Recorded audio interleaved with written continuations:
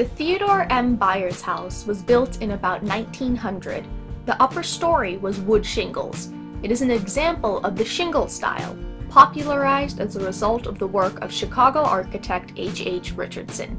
Richardson designed the Allegheny County Courthouse in 1889, and many people copied his style, including a young Frank Lloyd Wright for a while. The property that later became the Byers Memorial Library was willed to the city of Monongahela as a memorial to her late husband Theodore, with a bequest of $1,000 for alterations and improvements by Mrs. Agnes Jane Klein Byers. Many in town today remember the transfer of the books from this library across the Main Street, Bucket Brigade style, to the new library. The Byers family produced several generations of druggists and dry goods merchants and owned several businesses in town. Byers Drug Store in Monongahela dates back to 1869, when it was founded by Robert Carr Byers. Born in 1820, Robert was employed at the age of 12 by his brother Hiram in Monongahela, then Williamsport, to learn the tailoring trade. He was a tailor for the next 6 years. By 1845, he was studying medicine and began in the drug business in several Mon Valley communities starting in 1848. R.C. Byers chose the drugstore site because it was at the point where the old Washington Pike, now 4th Street, went up over the hill. He had the foresight to see that this area would one day be the center of town.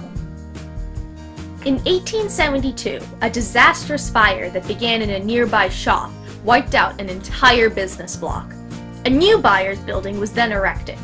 The central block, which stood where McDonald's is now, was originally 4 storefronts, the corner one being Byers Drug Store.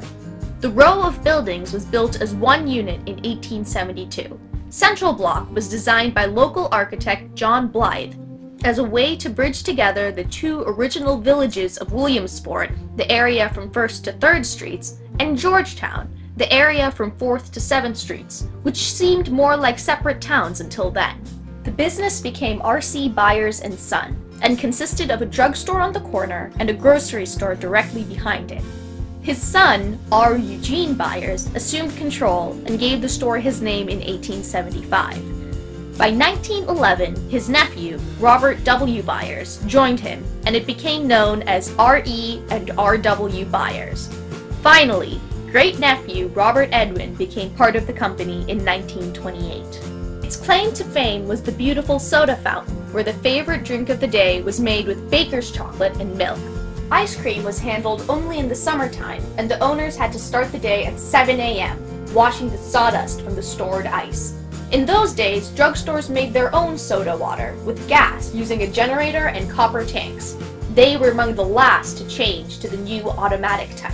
Theodore's brother, Isaac Edwin Byers, a druggist in Belle Vernon, moved to Monongahela with his family in 1880, intending to start a dry goods store. That same year, he went east to buy stock for the new store. En route home, he contracted typhoid and died. The goods arrived soon after, but despite the efforts of R.C. Byers, the wholesaler would not take them back. So R.C. asked Theodore Byers, then only 16, if he would sell dry goods. Theodore said yes, and was transferred from his clerking position in the groceries department to Byers Dry Goods Store, where he was known as the Boy Merchant of Monongahela. He ran the store until his retirement in 1922, when it was also taken over by Robert W. Byers. Besides the management of his store, Mr. Byers had many other positions of trust. He was the first president of the Monongahela YMCA, treasurer of the Bellwood and Monongahela Natural Gas Companies, and director of the Union Paper Mill Company. In 1979, after 2 additional fires in the 50s and 70s, the Byers building was demolished to make way for the city's redevelopment project.